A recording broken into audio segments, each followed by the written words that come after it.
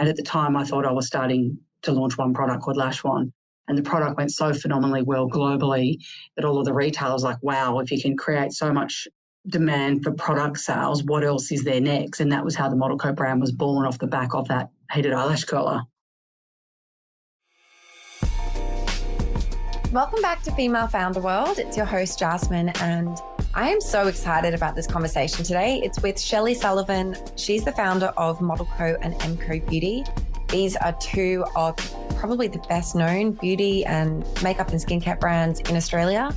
As an Australian, it's a big deal. So I hope you really enjoy the conversation. She is a really seasoned entrepreneur and has a ton of learning. So enjoy.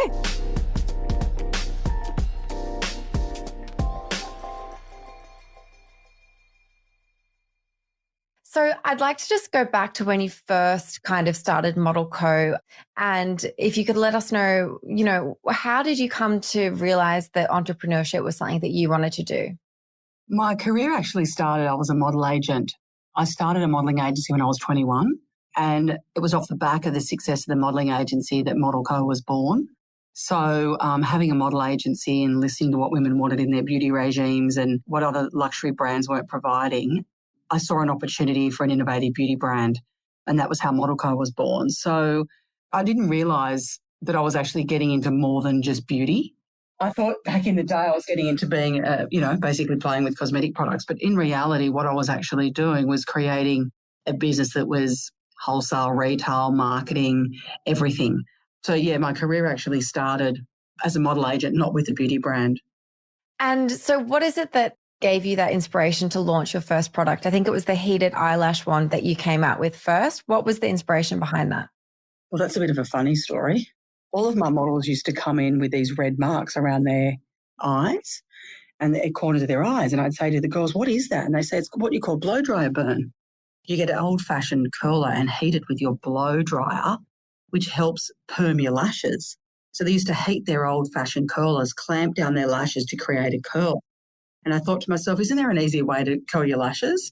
So that was what inspired me to start Lash One, heated eyelash curler, as a brand and as a business. So at the time, I didn't really realise I was going to start a whole brand. I thought I was starting a Lash One heated eyelash curler business.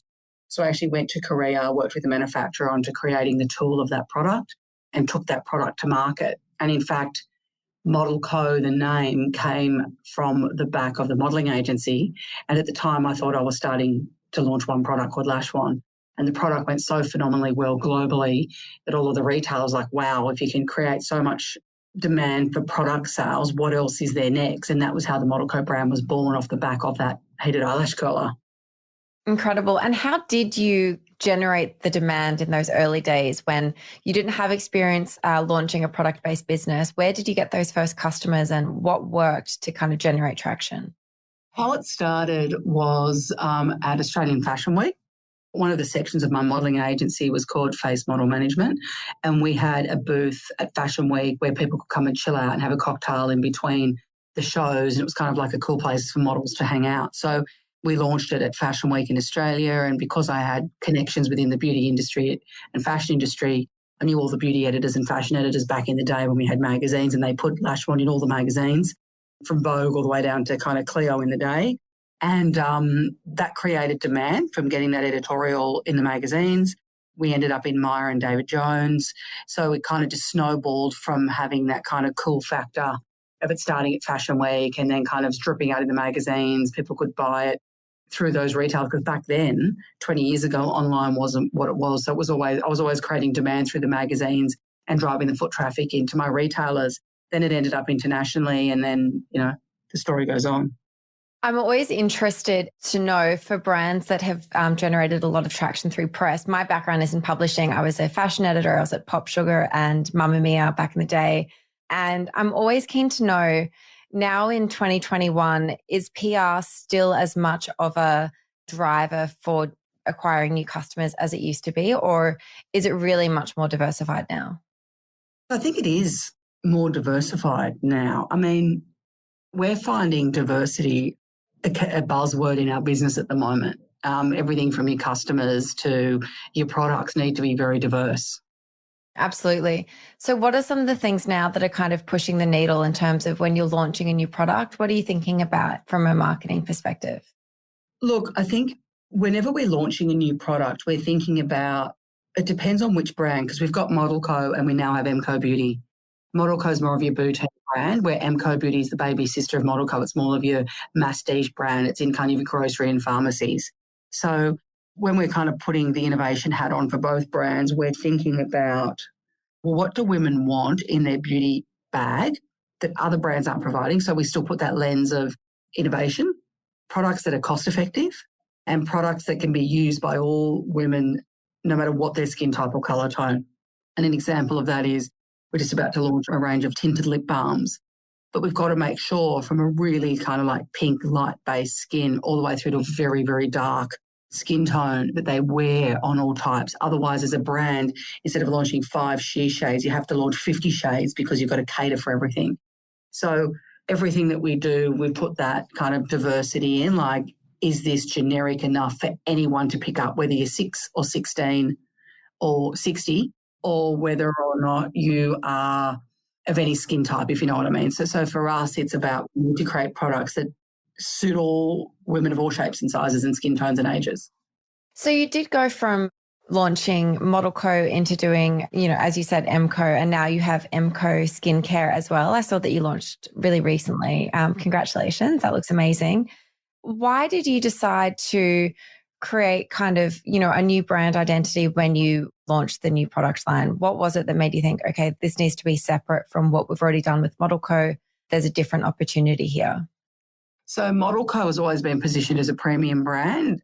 And in Australia, you'd kind of liken that to, Sephora, Mecca or D2C. We just came off the back of a Karl Lagerfeld collaboration where it was more of a premium-based alignment. So that brand has always been sitting in the affordable luxury / premium kind of market and price point. And I saw that there was a niche in the masstige market, which is, Rimmel, Maybelline, CoverGirl, L'Oreal, all your stock standard heritage, masstige brands. I saw that there was a niche for something cool that women could afford to buy at grocery level. And the brand just accelerated over COVID because everything was shut. All you could do is purchase your colour cosmetics in grocery stores pretty much all around the world, especially here in Australia. So that really accelerated the brand because women, were trading down and thinking, well, you know what, I can have Lux for less cosmetics, so I can still have quality products at a fraction of the price. So the success of that has been really timing, but they're two completely different brands that serve two different markets. I'm really curious in how you, obviously by the time you launched MCo, ModelCo was already really established. It had a great name globally and in Australia.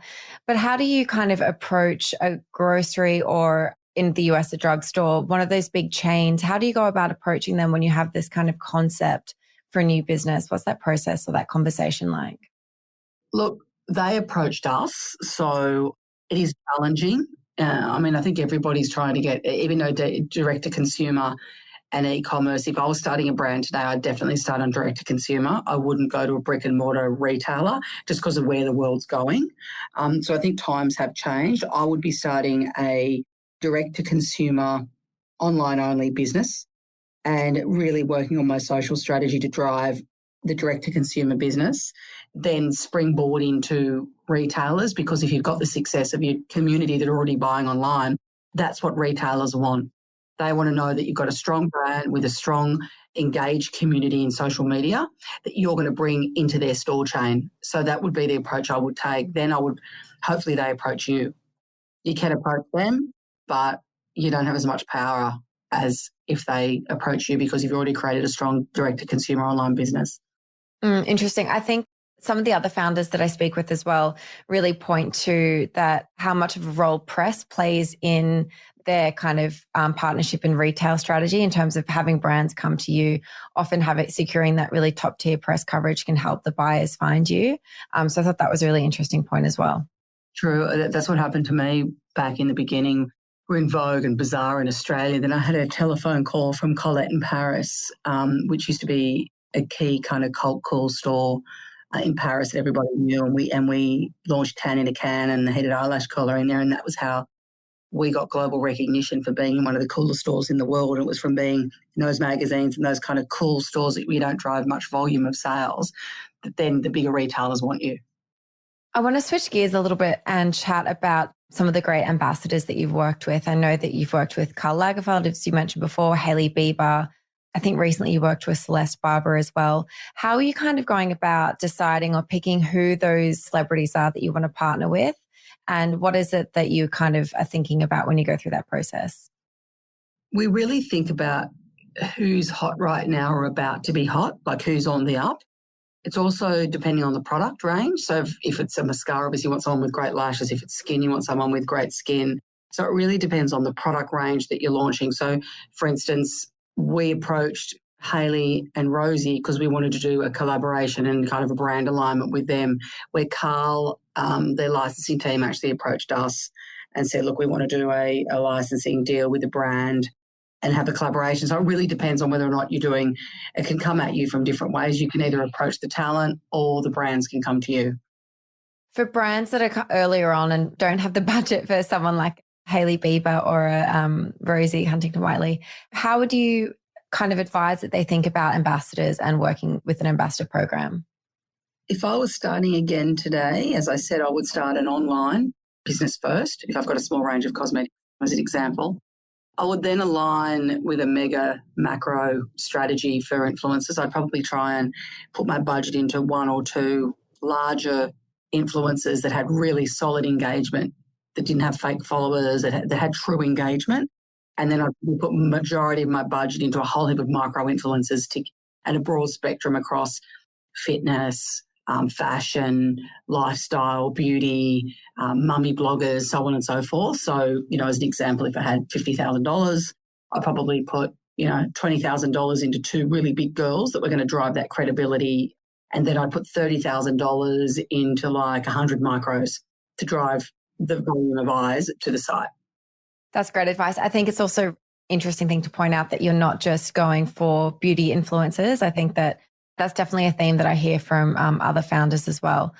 So I'm also really curious to understand how, as the business has grown and your role has changed in the business, what are some of the ways that you have continued to grow with the business, like upskilled your professional skills, or is it really just you're learning on the job, so you're forced to kind of expand and grow to keep the business going?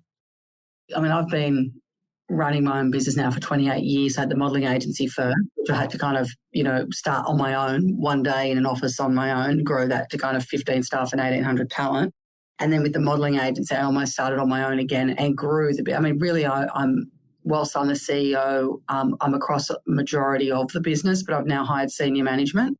So I've got someone who runs supply chain logistics, someone who's running finance, and I still head up the marketing innovation side of the business. I tend to employ people that know more than I do in certain areas. So my strength is sales, marketing and innovation, where the back end supply chain logistics is probably one of my weaknesses. So that was one of the first hires that I went out to find, was someone who was a professional in that area. So I think running the business, you've got to play to your strengths and hire people underneath you that know more than you do in areas in your weaknesses. How big is the team now at ModelCo? So we've got about 30 at head office and about 20 out in the field. Okay. Is that mostly based in Australia? Do you have a distributed team? We have distributors in other parts of the world, but everything is based in Sydney, Australia. And the last question that I ask everyone who comes on the show is just, can you recommend a resource, whether it's a book, a podcast, something that you've engaged with as a founder, as a CEO, that has helped you along the way? Look, to be honest, there's a lot of great books and a lot of great advice out there. I think listening to podcasts such as yourself is probably what I would encourage. One, I think you're doing a great job. And I think what you do is fantastic, because podcasts that have female founders of businesses, not only are they inspiring, but you can listen to them and listen to them again. And if you've got and someone like yourself interviewing people like myself, I think listening to female founder-based podcasts is what I would suggest. Amazing. Thank you so much for coming on the show, Shelley. I really appreciate all of your insights. I think there's a lot that people can take away from your story. Thanks very much, Jasmine, and pleasure to meet you. Of course. Lovely to meet you as well. Take care. Just jumping back in to say thanks for listening. Hope you enjoyed the interview with Shelley. And if you did, please drop us a 5-star review. Bye.